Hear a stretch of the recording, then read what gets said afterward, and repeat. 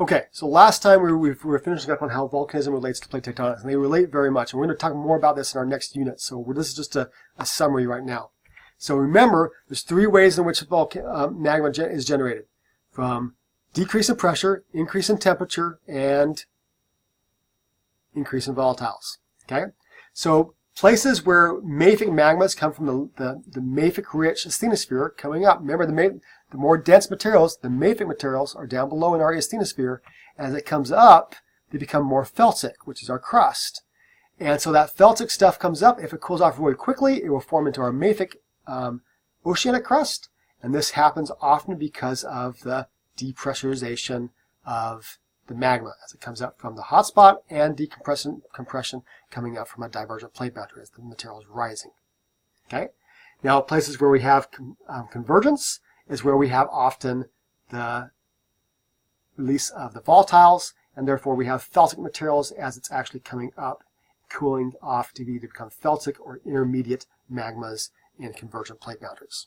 Okay, or in hot spots where the hot spots go through land. If they go through the ocean, they tend to be shield volcanoes with mafic magmas. If they go through continental crust, they tend to be more stratocones, kind of like Yellowstone. Okay, so let me give you some examples of some. So this is a picture of classic Icelandic volcano. This is pretty far away, but anyways, the point comes here. This one is one I wanted to understand here. What type of volcano is pictured here? Notice the broad shape, kind of like a shield, right? So this is a shield volcano. Okay. Now, if what kind of lava is usually generated with the shield? Is it mafic, intermediate, felsic, or variable? And remember, that magma is coming out that surface and flowing long distances. So it's stuff that it has a low viscosity. So therefore, it has to be mafic, usually dark in color. Basalt materials like the stuff that I have right here, right? Okay, so that's usually mafic in composition. Where do they usually find these along plate boundaries? Usually in either divergent plate boundaries, where places of magma is coming up to form, or even at hot spots, one of the two places. But usually oceanic hot spots are a more common place for it. Well, what kind of type of volcano do you see here in the background? This one's actually a composite cone. Now, there are some other volcanoes here. These are cinder cones in the foreground. This is actually the backside of Rainier, if I remember right. Okay, and so looking from the east to the west on the back side of it. Okay, and if it's a composite cone, that means it's composed of both lava flows and ash, right? Okay, and so this is what kind of magma or lava is usually related to this? Well, in this case, it's usually intermediate. Okay, felsic stuff is usually too thick, so this is usually intermediate. Okay, actually, this is Mount Shasta. Sorry, okay, not near. I couldn't remember which one it was. Mount Shasta. Okay. Okay. What type of plate boundary would this be at? Very commonly at what we call convergent plate boundaries, and we'll talk more about this later. Okay. Most likely convergent, though. Next one. This is actually a picture of me when I went to. This is the wrong notes to it, so I'm going to cover it up. Sorry about that. Okay. But the picture here is actually a picture of Crater Lake in Oregon, and you'll notice here this is actually a caldera behind it. Okay, and there's a shield volcano, that's so a cinder cone coming up right there. That's the volcano I'm asking you for. Yes, this is me, a while ago. And so, probably about 6 years ago or more. And so anyways, this is Wizard Island, which is a cinder cone right in the middle, which is mostly just pyroclastics. Now the volcano around me is actually Mount Mazama, and Mount Mazama is a composite cone though. Okay, but there's a shield volcano within it. And so what magma is usually generated with the cinder cone? Well, it depends. It's usually either mafic or felsic, so we'd call it variable types. Either mafic or intermediate, I say. Usually not with felsic ones, mafic or intermediate. And where do you find these guys? Either these guys can be at divergent plate boundaries, convergent plate boundaries. You can find them at hot spots, everywhere except transform plate boundaries. Transform plate boundaries do not get volcanoes, by the way. We'll talk about that more later, but they do not get volcanoes. Okay, so can these volcanic eruptions, these big guys, be predicted? Can we mitigate them? Remember, if you don't know what the word mitigate means, it's to lessen the impact of something. Okay, how do we mitigate these disasters? Well, there's lots of things we can do. We can measure the physical and chemical changes that are occurring in the region by looking at seismic detection of earthquakes, the the measurement of how the ground deforms. So if magma is moving underneath the volcano, it will push up on the volcano, forming it, causing it to deform. And as it does, it will actually kind of bulge out. That's kind of what happened with Mount St. Helens. It bulged out in some cases almost 6 feet per day. That's how they kind of knew that Mount St. Helens was going to erupt pretty soon, because it was bulging out quickly. Okay, so we can measure that, how much it's bulging, by using tiltometers. They're kind of like levels on the side of the mountain. They're digital levels that tell us how much it's changing over time. You can also look at it by the gases that are being released. If you have a lot more gases like sulfur dioxide and CO2, water vapor coming out of a volcano, you tend to assume that you might have more potential for a volcanic eruption soon. Okay, there's lots of other ones too, but those are some of the big ones. So the best you can do, though, on these lots of times is have about a 3-day to 4-day notice. Other than it's hard to tell before that. Some volcanologists have actually been sued before because they've said the place was going to blow up. It didn't, and then after that, what happened is people sued them because it didn't blow up, and so they lost a lot of property value because people were scared that it was going to blow up in the future. And so they lost property value because of it. So the United States Geological Survey was sued because they did a false prediction. But the problem with these is they're really hard to predict. And so I can't really blame them for it. But what has happened here is they've made them much more sketchy about making a prediction. So therefore they're going to wait longer to make that prediction. So they're probably not going to tell you until like a couple of days or 3 days before, because they don't want to be wrong. And then cause a lot more problems. It's like the cry wolf scenario, right? If you cry wolf and then it doesn't go, the next time you actually say it's going to blow, they're not going to move, and then a lot of people are going to die. So it's important for us to get them to get it right the first time. And so they usually won't give the warning until they absolutely know that it's going to blow. So some of the things that one of the most deadly things inside of a volcanic eruption, or when it occurs, is what we call a pyroclastic flow. And I would suggest that you look at the link here to see how these actually are. These are very dangerous. What happens basically is the eruptive cloud goes up, and it's so hot and dense that it collapses in on itself. And when it collapses in on itself, it will go right back down and then flow along the edge of the volcano. Well, we're talking about speeds of 100 kilometers an hour or more. Usually you will not be able to outrun them in a car, and so unless you have a really quick car and very straight roads. Okay, so they're very, very deadly, and they're also very, very hot. They're so hot in a lot of cases that when the gases go by you, first of all, the pressure of the gas, or the speed of the gas as it goes through you, would probably blow you off the ground, and in some cases blow your house down because of it. We're talking about hurricane speed winds coming through these areas, hitting very, very fast with dense rock within the ash cloud.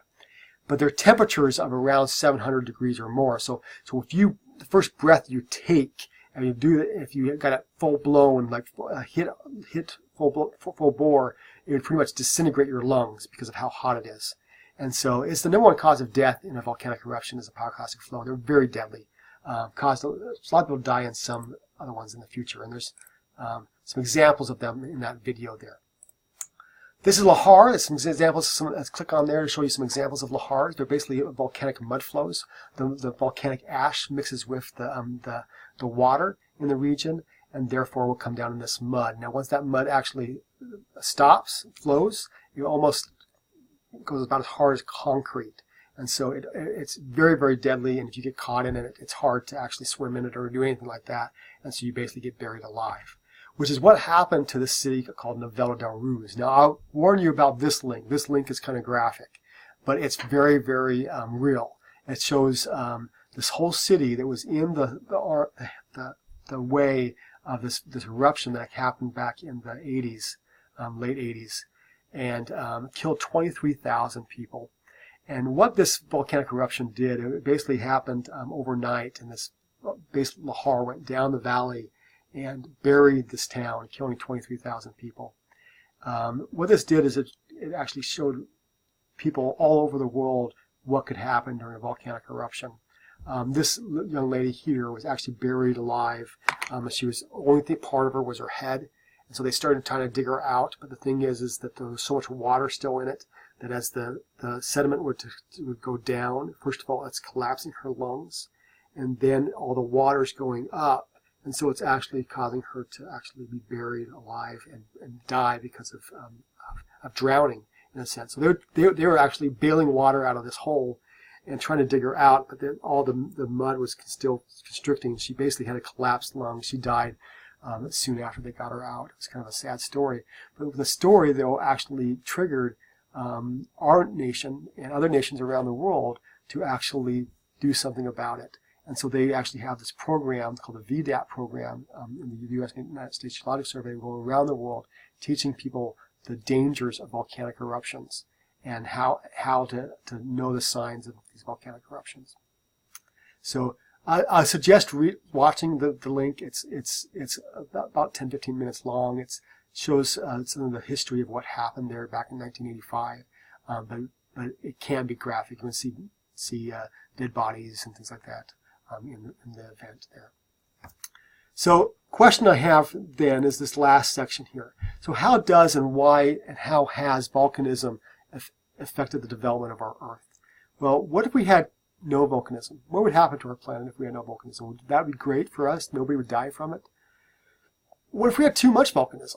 Well, would we have so much death on this planet that we wouldn't be able to live, or it would be just too much ash, so there would be crop failures all around the world? What would happen?